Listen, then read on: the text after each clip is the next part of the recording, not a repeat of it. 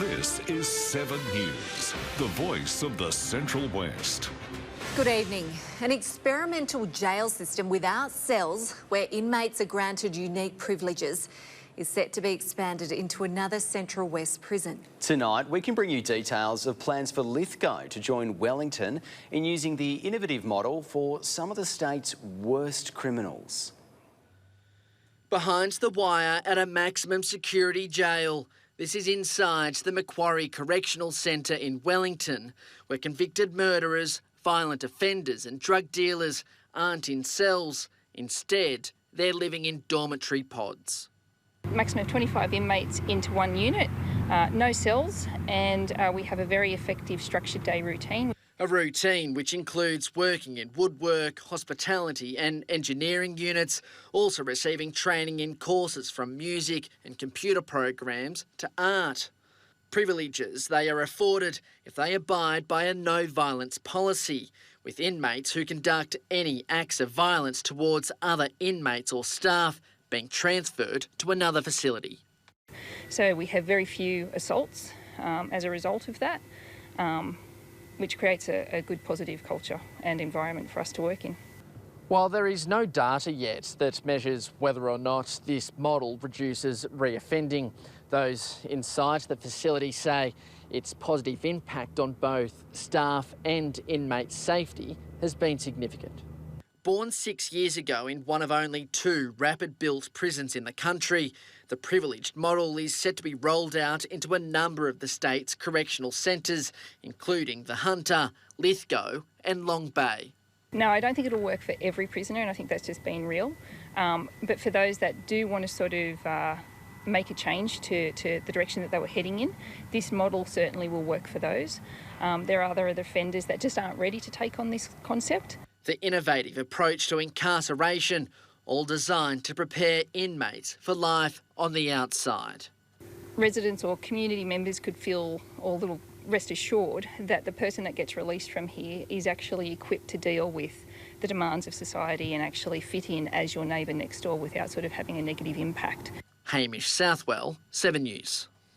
A special commission of inquiry tasked with reviewing our state's healthcare funding has kicked off as health unions demand improvements. For more on this, we go now to Ruben Spargo. And Ruben, how did day one unfold? Opening statements have been made which will now pave the way for evidence to be heard. As part of the inquiry, there will be a strong push from local paramedics to boost numbers across our region. The state's union says none of the extra 2,000 staff promised to the service has been allocated to rural stations. They've told 7 News towns are being left without an ambulance for several hours at a time. Need to have the same availability for health in regional areas as we have in Sydney and certainly along the coastal fringe of New South Wales. It's like we're forgotten about sometimes out here. Those who live in our critical mining and farming communities want to see pressure put on the government. We reached out to the Health Minister's office today but did not hear back before our deadline. The inquiry will resume tomorrow. Thanks for the update, Ruben. That's Ruben Spargo reporting there for us tonight. New South Wales is the first state in Australia to dedicate a position in government to ensure the protection of women. The Women's Safety Commissioner has toured Orange, visiting the Orchard Grove Domestic Violence Centre while remembering those who have fallen victim. A walk in any pair of these shoes, impossible to comprehend. Representing all of the women who've had their lives taken, all of the women who've been murdered by violence in the last year. A vigil in Orange to remember those taken too soon by horrific circumstances. One death is one too many. Statistics across New South Wales are alarming, but the Far West and Arana region the most shocking, recording the highest rate of family and domestic violence in the state. Around 1 in 4 women say that they've experienced violence by an intimate partner, and around 1 in 5 women have experienced sexual violence. Some of the stories that I am hearing now in this role are truly, truly heartbreaking. More help is on the way for those affected by domestic and family violence in Bathurst, with the Minister for the Prevention of Domestic Violence and Sexual Assault announcing $100,000 in funding for the Central West Women's Health Centre to provide additional support and services. I'm sad that we have to be making it. There's a push from newly appointed New South Wales Women's Safety Commissioner to see a drastic change in how many women fall victim of domestic violence. We need a much greater focus on preventing violence before it happens and on early intervention. It comes as law enforcement prepares to deliver new coercive control laws from July next year. And the police are rolling out their coercive control training at the moment. They have 3 phases of their training. But what we need to do is we need to make sure that we put in as many protections as possible to ensure that victims are safe. In 2024, the state government will be releasing their primary prevention strategy. While the minister remained tight-lipped on what the strategy involves, she says there needs to be more support for victims. So we need to make sure that we have accommodation for victims to go to. We need to make sure that we have options so that women and children can stay in their home and the perpetrator can be somewhere else. Mariana Sarin, 7 News. And if you or anyone you know needs support, you can contact 1800-RESPECT. That's 1800-737-732. Works have begun stabilising part of a river which tore through a Wellington sports oval during last year's flooding emergency. But as that gets underway, another crafted cliff face just downstream is awaiting a $20 million commitment. A tide deceptively taking over farmland. In a matter of minutes, it cuts a road in half. A rapid flood soon swamping sports ovals at Piney Park in Wellington. Its force carrying a 4-tonne shipping container, sending it downstream. We know we're going to have floods again. We know we're going to have high water flows along the Bell River, and the Bell River does come up very quickly and does have high flows. We want to make sure we can protect Pioneer Park. 1 bucket of gravel at a time. Works are now underway to stabilise part of the Bell River. Rock armouring to be placed along 60 metres of the riverbank from the weir. And that's designed obviously to protect that area from further erosion. It is hard to control nature, so trying to make sure we can keep the river in the river is a lot of work and can be expensive work as well.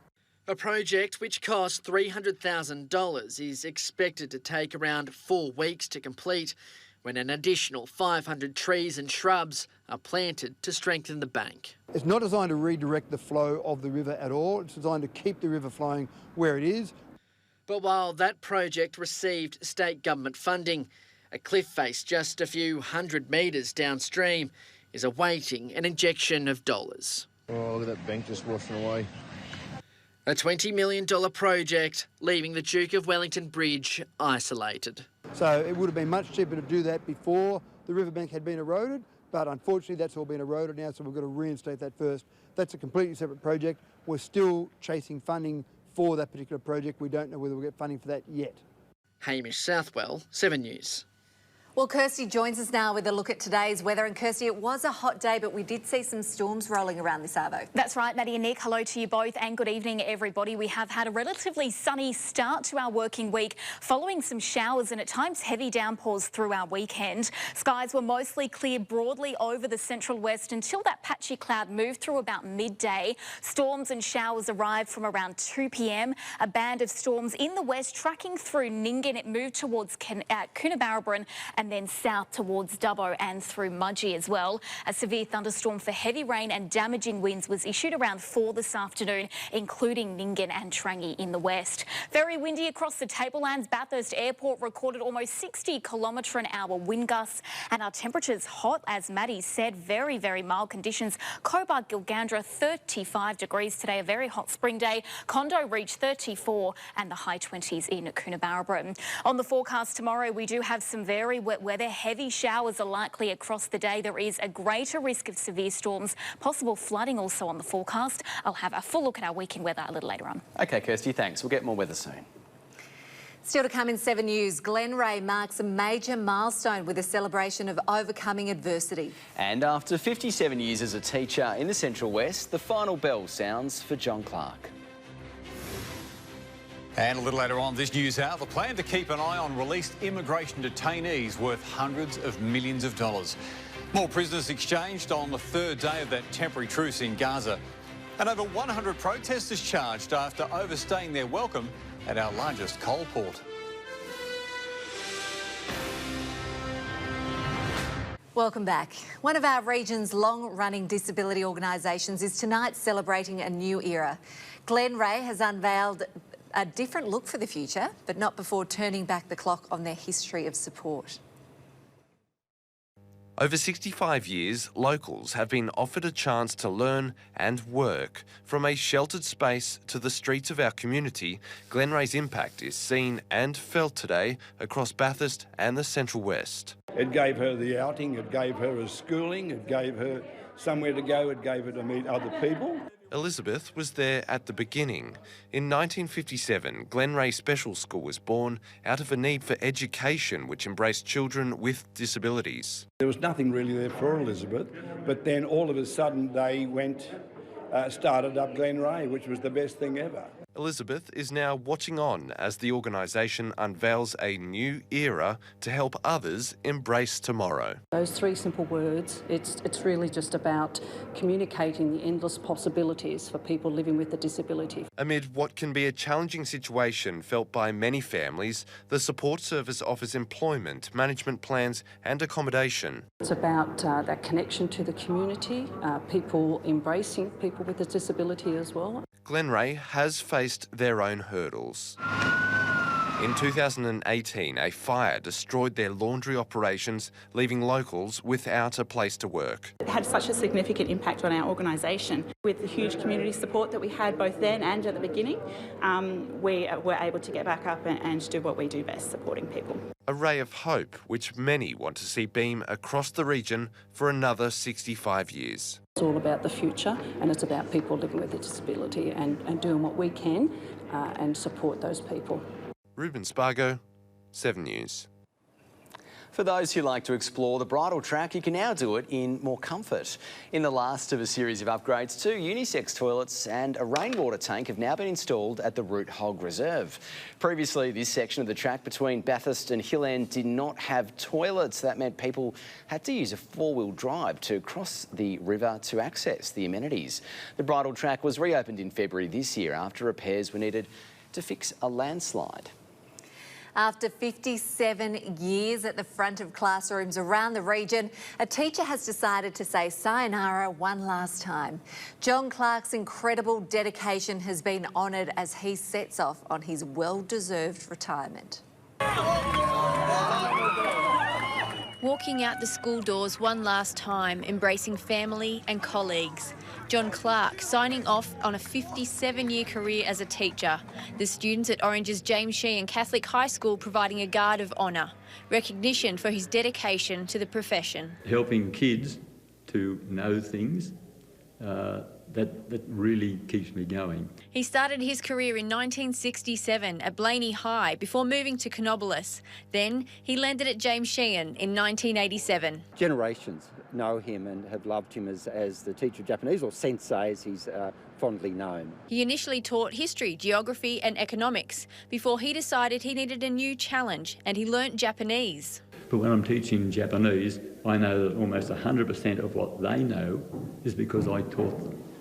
And I get a lot of satisfaction out of that. And he considers himself lucky to have worked with 3 of his daughters. And also the unusual situation, which I'm very, very happy with, of having 2 of those 3 my bosses. And you could just see that he just loves his craft, loves the profession, and it's quite inspirational. Sensei Clark will shift his focus to travel in retirement, removing the one thing he didn't like about teaching. I won't miss the alarm going at 6 o'clock in the morning. His students and colleagues giving him full marks for an incredible career. Sayonara. Sensei, sayonara. Michelle Cook, 7 News. Well, up next in 7 News, a weekend of wet weather puts a real dampener on both local and representative cricket. And the Panorama Platypi lift the Western Women's Rugby League Premiership Trophy. Welcome back. Lachlan District have won the Under-18s Western Women's Rugby League Grand Final. In their first year of the competition, the Lachlan girls have taken home some silverware. After an entire season and almost 60 minutes of grand final footy, the Lachlan District versus Vipers decider came down to the wire. Vipers with a try in the 59th minute to get within 4 points of Lachlan District, putting an almighty scare through the Lachlan camp. The heart started to sink a little bit, but looked at the clock and knew couldn't let it get to us until the final whistle went. Despite the try, Lachlan had just over 60 seconds to hang on before they made history. Lachlan District defeating Vipers 28 points to 24 to win the 18s premiership. I really feel we've planted the pathway for junior footy, like obviously girls league, tackle coming through, definitely planted that foundation and hope it really grows from there with our juniors coming through. In the club's first year of existence, Lachlan District claiming their maiden trophy. In the other junior games, Vipers won the under-12s and Goannas did the double in 14s and 16s. Mac Reith Snare, 7 News. And after the juniors played the curtain raiser, it was time for Western Women's Footy's main event. The Open's grand final saw minor premiers Panorama go up against the Vipers.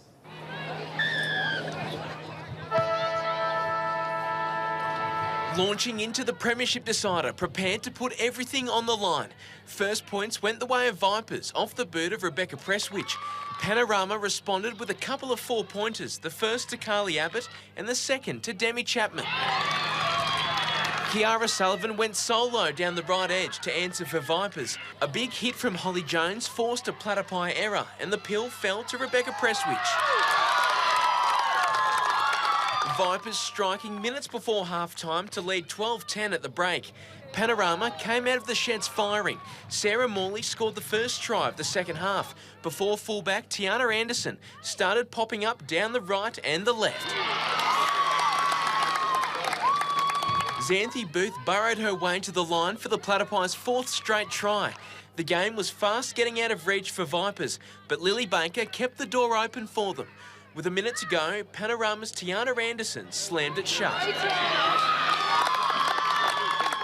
The Platypi had one hand on the Premiership Cup and skipper Sarah Coleman made it 2. Panorama winning the grand final against Vipers 38 points to 16. All the way from under 12s through to Opens, it's so good to see so many girls just playing footy. You know, everyone just gets around it, loves it, and I think this competition is going from strength to strength and it can only get bigger and better as time goes on. Panorama Platypi conquering Western Women's Rugby League and lifting the trophy for a 3rd straight year. Mac Reith Snare, 7 News. The McDonald's Country Cricket Championships battled the wet weather all weekend in Orange as they struggled to get much cricket played at all. Western took on Riverina in what was to be their final match. Matt Everett and Marty Jeffrey were out in the middle of the hosts when the skies opened up. The inclement weather forcing the covers on and a premature end to the country champs, with some games not even seeing a ball bowled at all. Central Coast will now progress through to the Country Championships final against Newcastle on the basis of being the leading team in the Southern Pool from the 2022-2023 season. Local first-grade cricket also fell victim to the bad weather over the weekend, with all games washed out across Dubbo, Bathurst and Orange. No points were awarded for round 7 of Dubbo District Cricket, meaning Sims still sit atop the ladder, 9 points clear of RSL Colts. Newtown and Rugby round out the top 4 in Bathurst, and Orange first-grade reigning premiers Cavaliers share the ladder lead with Orange City, while Bathurst City and City Colts sit 3rd and 4th. Up next in 7 News, speaking of bad weather, Kirsty's back and she's got a look at what's happening over the next couple of days. Good evening, everyone. We are expecting wet weather across most of the state this week, thanks to 2 wet weather systems linking up. First, a trough is stalling in the New South Wales northeast, while tomorrow a second low pressure trough will move across into our eastern states. These systems are set to merge, generating widespread and potentially significant rain for some before moving southwards towards the southern coast through Friday and into the weekend. We're expecting accumulated rainfall totals of well over 100 millimetres, particularly through our our central and southeastern regions. Severe thunderstorms could develop and bring localised heavy rainfall totals, with both riverine and flash flooding possible as the week progresses. An initial flood watch is already in place for minor flooding for our region from Wednesday. And a severe storm warning has already been in place today. It was issued at 4 p.m. for damaging winds and heavy rainfall across the Central West slopes and plains, northern regions including Nyngan. Moving now to our Tuesday weather forecast, and we're expecting a cloudy morning with showers across the day tomorrow, becoming heavier during the early evening. Very heavy falls in the west. Dubbo could see 35 to 70 millimetres. Across the tablelands, current forecasts show around 15 to 35 millimetres in orange, with that chance of storms which could become severe. There, of course, is that risk of intense rain, giant hail and even destructive winds for some. Temperatures the low 20s in Bathurst and the high 20s in Forbes. Heavy rain overnight into Wednesday, with that chance of severe thunderstorms developing during the morning once again. These conditions do look to contract to the east during the afternoon, though, with easing conditions. Around 10 to 25 millimetres is on the forecast, with gusty winds during the morning. Into Thursday, and we'll start to see this unsettled weather easing, with rainfall totals back to no more than about 4 millimetres. We're expecting a return to partly cloudy skies, but a much cooler breeze. Winds coming up from the southwest. Our temperatures around about the mid to high 20s once again, a little cooler in Lithgow. If we look ahead to the next 7 days now, our last week of spring could bring some potentially dangerous weather, some very heavy rainfall on the cards for at least the next 48 hours. Our first day of summer, though, kicking off on Friday, looking much more settled for the week ahead. Plenty to keep an eye on over the next few days. There definitely is plenty of rain about, Kirsty. Thank you. And that's your local news for tonight. Thanks for watching. You can catch up on our website or, of course, at 7+. Right now, Dan's got your national news. Enjoy your night. We'll see you tomorrow at 6 o'clock.